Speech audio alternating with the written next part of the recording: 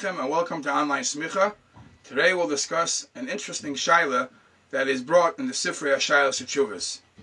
You know, the Torah says that the connection between Bnei Yisrael and the Eibishter has to be in an oifen from Tmimus, simple and genuine. We have to be completely dedicated to Hashem. Tamim tiyam Hashem alikecha. You're not allowed to depend on any form of witchcraft or any mazolos. Ein mazol Yisrael. The Yidden are stand higher than mazol, etc.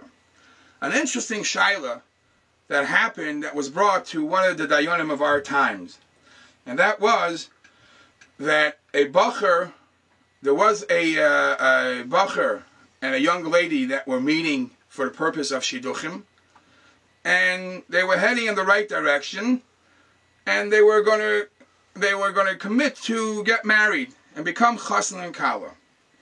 At the last moment, as the daughter is speaking it over, as the girl is speaking it over with her father says, "Hold on, before I'm ready for you to commit, I would like for the chassan hamiyud, to write up a script, because it's my profession is graphology. I'm able to tell a person's personality and his good and his bad through the handwriting. I would like for him to write up a letter, and then I'll see what he's all about."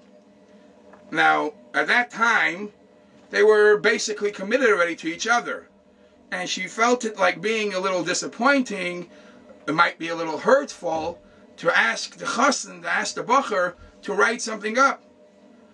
But the father says, "There's no way I'm giving permission." And we'll soon see, not necessarily at this point the boy and girl even need their parents' permission, unless they're Rishoyim. But if the chassan and kala are both ksherim, both Yerushalayim, not necessarily they have to have the full permission of the parents. However, what should she do? From one hand, she's ready to commit. From the other hand, kibbud av, the father expects and demands, he wants to check out this boy. Somehow she was able to say in nice words and ask the bacher, the chassan hamiyud, "Please help me out, get me a letter, and let's make my father happy." So sure enough, the bacher produces the letter. The kala gives it to her father, and how happy, how pleased was the girl when the father came back a couple hours later and said, "Bah, this bacher is a mitzuyan. He's a midas toivus. For sure you have my blessing. For sure you have my brachas." So what's the problem? The problem was that eventually the chassan was megala to the kala, told privately to the kala that, you put so much pressure under me, asking me to produce this, so I went to my friend, who everybody knows this friend is a mitzuyan b'midas, a mitzuyan b'mailas, and I asked him to write up a piece of paper, and it was my friend's handwriting that I gave you. It wasn't my own handwriting.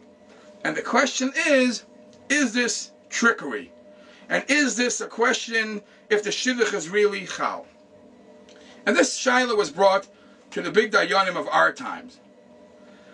Is this hayna? So one of the dayanim said that lechatchila, to set yourself up to do this, most probably lechatchila it shouldn't be done, because it's no different than beautifying a object, making an object look better than it is for sale purposes. You're not allowed to do it. You have to sell things as is, and no trickery. However, in this case, it might be a little different. Why?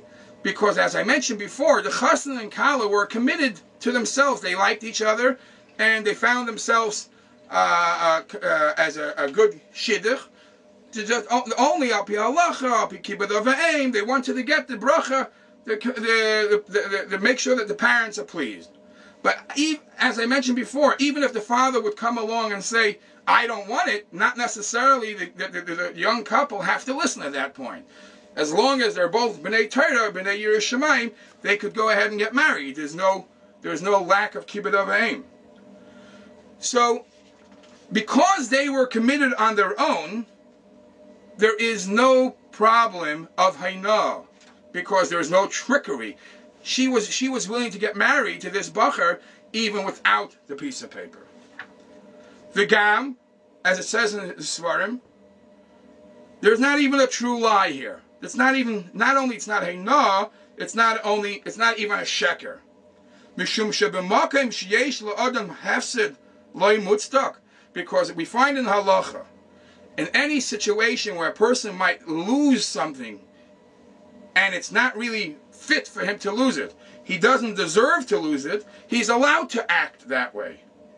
As we find in Gemara of Mavriach Me'ari, Mavriach Aryeh, that you're allowed to save yourself from a loss.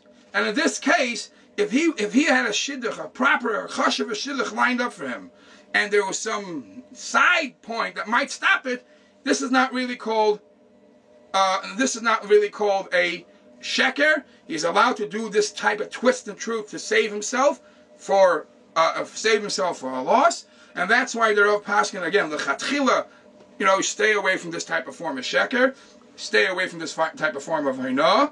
But l'poyel, the best would be if the chassan throughout the period of time, in the next couple of weeks, in a couple of years, somehow break the news to the parents: I'm not as good as you think I am. I am not so perfect. These things don't work that well. Just that it should feel a little more betmimus of who and what he really is all about. Yeshakayach, and please join us again next week.